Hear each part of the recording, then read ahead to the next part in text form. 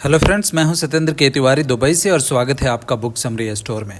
दोस्तों, आज मैं एक ऐसा टॉपिक लेके आया हूं जो बहुत ही इंटरेस्टिंग है और बहुत ही इम्पोर्टेंट है। अगर आप वेल्थ कमाना चाहते हैं, अगर आप एसेट्स जनरेट करना चाहते हैं और अगर आप चाहते हैं कि अमीर लोग क्या करते हैं कि उनके पास कंटिन्यूसली पैसे आते हैं और मिडिल क्लास और पुअर क्लास लोग हमेशा पैसे के लिए स्ट्रगल करते हैं। तो दोस्तों, आज मैं एक ऐसा 7 एसेट्स बताने वाला हूं जिसमें अमीर लोग इन्वेस्ट करते हैं और अमीर लोगों के पास हमेशा ये 7 एसेट्स होते हैं और इससे वो बहुत सारे पैसे कमाते हैं और पैसे कमाते रहते हैं।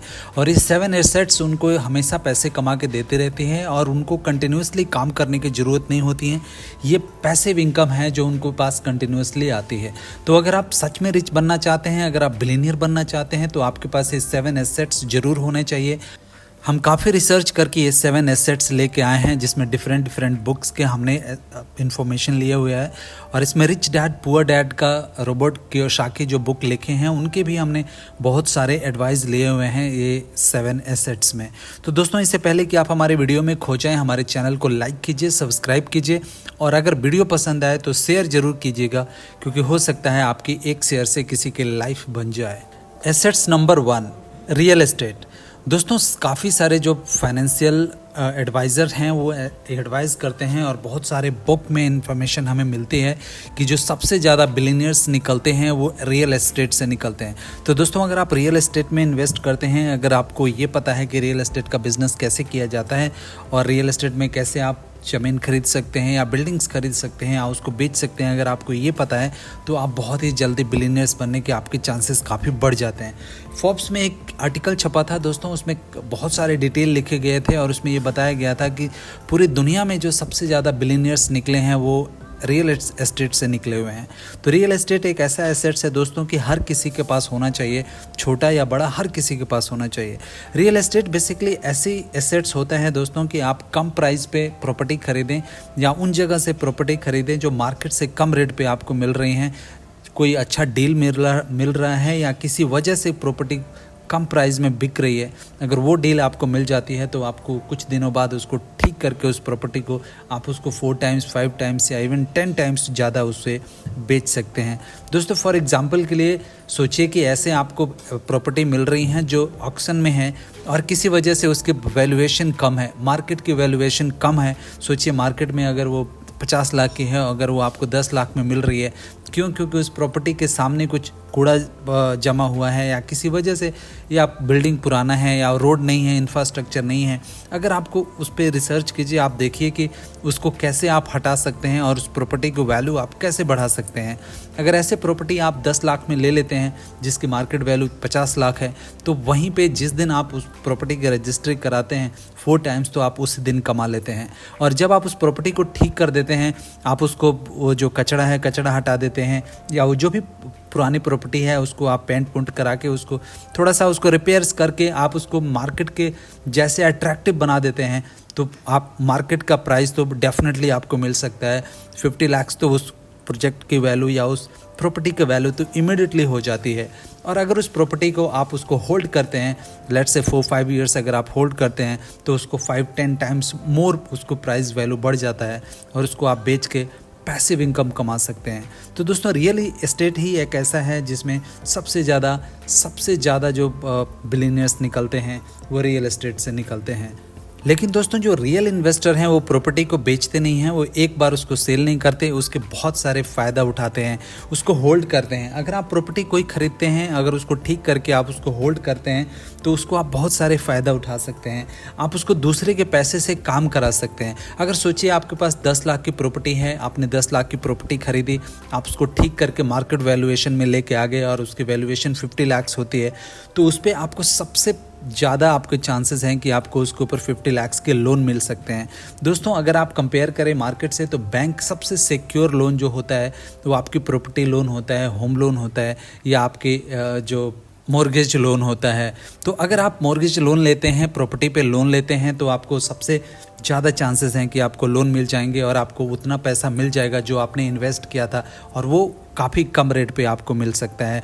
और उसी प्रॉपर्टी को अगर वो बना हुआ प्रॉपर्टी है, उसमें बिल्डिंग बनी हुई है, तो उसको ठीक करके आप उसको रेंटल कर सकते हैं और जो आपका रेंट इनकम आएगा उससे आप अपने जो लोन है उसके इंटरेस्ट पे कर सकते हैं, उसके जो ईएमआई है वो पे कर सकते हैं, उसके आप इंस्टॉलमेंट पे कर सकते हैं, और जो पैसे आपको मिले हैं आप कहीं और उसको इन्वेस्ट कर सकते हैं। तो इसके बहुत फ़ायदे हैं दोस्तों, और इसको जो होल्ड करते हैं तो आपको 2-3 फ़ायदे आप उस प्रॉपर्टी से ले सकते हैं। थर्ड जो सबसे बड़ा बेनिफिट होता है दोस्तों, टैक्स की बेनिफिट होती है। दोस्तों आपको पता है कि किसी भी बिल्डिंग की एक लाइफ होती है। सपोज अगर आपने कोई बिल्डिंग बनाया बिल्डिंग आपने लिया, अगर उस बिल्डिंग का आपने 1 करोड़ में लिया, अगर 20 लाख उस ज़मीन का प्रॉपर्टी है और आपका 80 लाख की आपकी वो प्रॉपर्टी है, वो बिल्डिंग है, तो हर साल उसकी 1-1 लाख कम होता है उसके वैल्यूएशन। तो दोस्तों आपको हर साल 1 लाख के टैक्स डिडक्शन मिलता है। तो वहाँ पे 1 लाख तो आप ऐसे ही कमा लेते हैं, आपको टैक्स नहीं देना पड़ता है। वहीं जो पुअर क्लास और मिडिल क्लास के लोग होते हैं वो बहुत ज़्यादा टैक्स से परेशान होते हैं। वहीं पे मिडिल क्लास और पुअर क्लास टैक्स देते हैं, और जो अपर क्लास होते हैं, जो एसेट्स बिल्ड करते हैं, जो बिलीनियर्स होते हैं, वो टैक्स की बेनिफिट लेते रहते हैं और साल दर साल उनको बेनिफिट मिलता रहता है। फोर्थ बेनिफिट मिलता है दोस्तों आपके प्रॉपर्टी पे कि आपकी कैश फ्लो हमेशा रहता है। अगर आपने कोई प्रॉपर्टी ले लिया, रेंटल प्रॉपर्टी आपने लिया, तो आपका कैश फ्लो हमेशा फिक्स रहता है, आपकी मंथली रेंटल आता रहता है और उससे आपको हमेशा कैश फ्लो बरकरार रहता है। Assets number 2, share market. दोस्तों शेयर मार्केट एक ऐसा है कि अगर आपको इन्वेस्ट करना आता है, अगर आपको पता है कि शेयर मार्केट में कैसे पैसे इन्वेस्ट करते हैं और कैसे उससे बेनिफिट लेते हैं, तो ये आपको बहुत जल्दी बिलियनियर्स बना सकता है। दोस्तों अगर आप सबसे बड़े स्टॉक की बात करें और कंपनी की बात करें, तो अगर आपको पता है किसी भी कंपनी का, अगर आप क्लोजली वॉच करते हैं, उसके आप रिजल्ट देखते हैं, उसके आप परफॉर्मेंस देखते हैं, उसके एसेट्स देखते हैं, और काफ़ी दिनों से अगर आप किसी कंपनी को ट्रैक कर रहे हैं, अगर आपको पता है कि उसके वैल्यूएशन सही है, शेयर मार्केट का पैसे जो वैल्यूएशन है वो गिरी हुई है, तो आपको डेफिनेटली शेयर मार्केट में पैसे लगाना चाहिए। आपके पास कोई इसकी लिमिट नहीं है, आप उसमें 1 लाख भी लगा सकते हैं, 10 लाख भी लगा सकते हैं, लेकिन दोस्तों इस पर रिस्क भी उतना होता है। अगर आप रिस्क लेने के लिए तैयार हैं, जितना आप रिस्क लेते हैं उतने ज़्यादा आपके सक्सेस होने के चांसेस बढ़ जाते हैं। तो शेयर मार्केट एक ऐसा है दोस्तों कि जहाँ पे आप पैसे लगाते हैं, परफॉर्मेंस कोई और करता है, कंपनी में काम कोई और करता है, उसके सारे सिस्टम बने होते हैं और उसके बेनिफिट आपको मिलता है। सपोज़ किसी ने अगर रिलायंस के शेयर आज से 10 साल पहले खरीदे थे, तो उसके वैल्यूएशन बहुत कम होंगे। वहीं 10 साल बाद अगर वो उसको कोई शेयर आज अगर बेचेगा रिलायंस का, तो वैसे ही वो बहुत बड़ा बिलियनियर्स या मिलियनियर्स तो बन ही सकता है। तो दोस्तों शेयर मार्केट एक ऐसा होता है कि अगर आप क्लोजली वॉच करेंगे, अगर उसको आप देखेंगे, मार्केट में रिसर्च करेंगे, अगर किसी अच्छी कंपनी में आप पैसा लगाते हैं, तो ये आपको बहुत जल्दी बिलियनियर बना सकता है और बहुत ज़्यादा आपको बेनिफिट मिल सकता है। Asset number 3, licensing. दोस्तों लाइसेंसिंग एक ऐसी चीज़ है जो मिडिल क्लास लोगों के बहुत कम पता होता है, और होता भी है तो बहुत कम लोग, ऐसे लिमिटेड लोग होते हैं जो लाइसेंसिंग का फ़ायदा लेते हैं।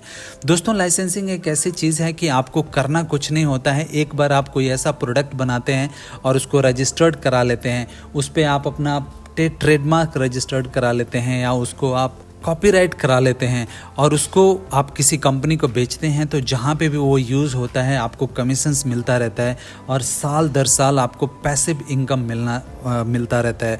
दोस्तों एक बार आपकी एफर्ट्स होती हैं और कंटिन्यूसली हर मंथली हर साल आपको पैसे मिलते रहते हैं। सबसे बड़ा एग्जांपल माइक्रोसॉफ्ट के जो फाउंडर हैं बिल गेट्स, उनको है। सोचिए जितने कंप्यूटर हैं, अगर उसमें कोई भी कंप्यूटर में सॉफ्टवेयर डलता है तो उसमें सबसे ज़्यादा पैसा उनको मिलता है, उनको कमीशन मिलता है। इस दुनिया के जितने कंप्यूटर्स हैं जिसमें माइक्रोसॉफ्ट का सॉफ्टवेयर डलेगा, उसमें कमीशन बिल गेट्स को जाएगा। तो लाइसेंसिंग एक ऐसा चीज़ होता है कि अगर आप उसमें एक बार इन्वेस्ट करते हैं, एक बार तो बहुत कम पैसा लगता है, उसमें आइडिया आपका लगता है। दोस्तों कंपनी किसी और की रहती है, कस्टमर किसी और का रहता है, ख़रीदता कोई और है, पैसा किसी और का होता है, आपका सिर्फ आइडिया रहता है। अगर वो आइडिया का आप प्रोटेक्ट करा लेते हैं, उसको कॉपीराइट करा लेते हैं, उसको ट्रेडमार्क करा लेते हैं, तो आप किसी कंपनी को बेच सकते हैं और जहाँ भी वो दुनिया में यूज़ होता रहेगा फ्यूचर में, आपको कमीशन घर बैठे मिलता रहेगा। Assets number 4, index fund.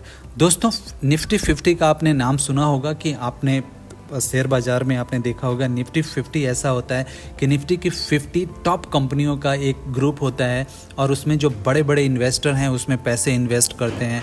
वो टॉप क्लास की 50 कंपनीज़ होती हैं जिनकी परफॉर्मेंस अच्छी होती है और हर साल दर प्रतिदर वो बढ़ती जाती हैं। उसमें आप पैसा इन्वेस्ट कर सकते हैं। उसमें जैसे आप पैसे इन्वेस्ट करते हैं वो जैसे कंपनी ग्रो करती है आपका पैसा भी ग्रो होता है। दोस्तों जब भी निफ्टी 50 का प्राइस गिरता है, जो इन्वेस्टर लोग होते हैं और जो अपर क्लास के लोग होते हैं, जो मल्टी मिलियनियर लोग होते हैं, उसमें पैसा इन्वेस्ट करते जाते हैं और वो कंपनी हमेशा परफॉर्मेंस करती रहती है। क्योंकि वो 50 टॉप कंपनियां होती हैं और उससे उनको बेनिफिट मिलता रहता है। Assets number 5, digital product.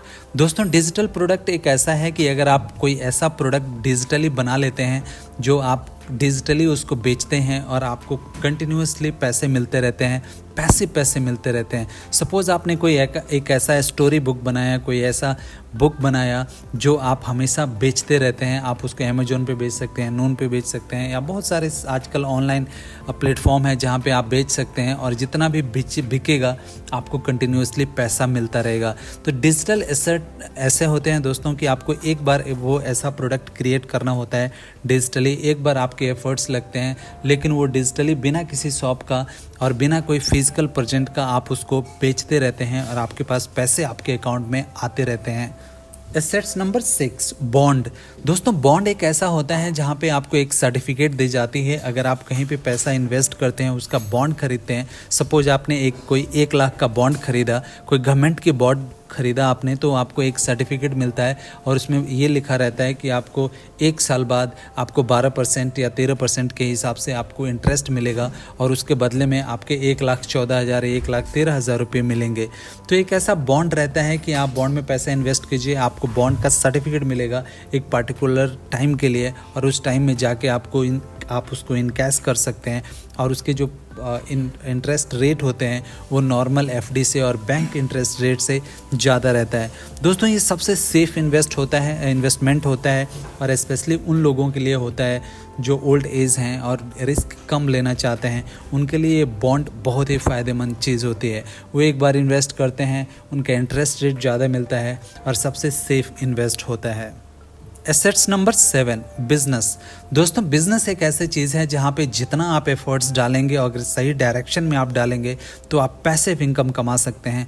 आप जितना चाहें उतना पैसे कमा सकते हैं। बिजनेस में कोई लिमिट नहीं होती। दोस्तों सारी चीज़ों में तो लिमिट है, लेकिन बिजनेस एक ऐसी चीज़ है कि अगर आपने सही बिजनेस पकड़ा है और जिसके मार्केट वैल्यू सही है, मार्केट का में जिसकी रिक्वायरमेंट है, अगर उसमें आप एफर्ट्स डालते हैं अपना, उसमें आप ज़्यादा मेहनत करते हैं तो आप उसमें बहुत सारे पैसे कमा सकते हैं। और वो आपको ऐसा चीज़ें होती हैं कि इसमें कोई भी लिमिट नहीं है, आप अनलिमिटेड इसमें पैसे कमा सकते हैं। आप पैसिव इनकम भी कमा सकते हैं। अगर आपकी कंपनी चल गई, अगर आप अच्छे सक्सेस हो गए तो आप बहुत सारी कंपनियों का एग्जांपल ले सकते हैं। आप एप्पल का ले सकते हैं, अमेजॉन, टेस्ला, स्पेसएक्स, बहुत सारे ऐसे कंपनियां हैं जहां पे बहुत सारे लोगों ने पैसे कमाए हैं। तो अगर आप बिज़नेस करते हैं, अगर आप अच्छे एफर्ट्स डालते हैं, आपके बिज़नेस अच्छे हैं तो आप पैसिव इनकम कमा सकते हैं। दोस्तों आशा करता हूं कि आपको ये 7 एसेट्स समझ आए होंगे और इनमें से आप इन्वेस्ट करके इसके आप फ़ायदा उठा के आप पैसिव इनकम कमा सकते हैं और आप मिलियनियर बन सकते हैं। दोस्तों अगर वीडियो पसंद आए तो शेयर कीजिएगा, लाइक कीजिएगा और हमारे चैनल को सब्सक्राइब ज़रूर कीजिएगा। Thank you.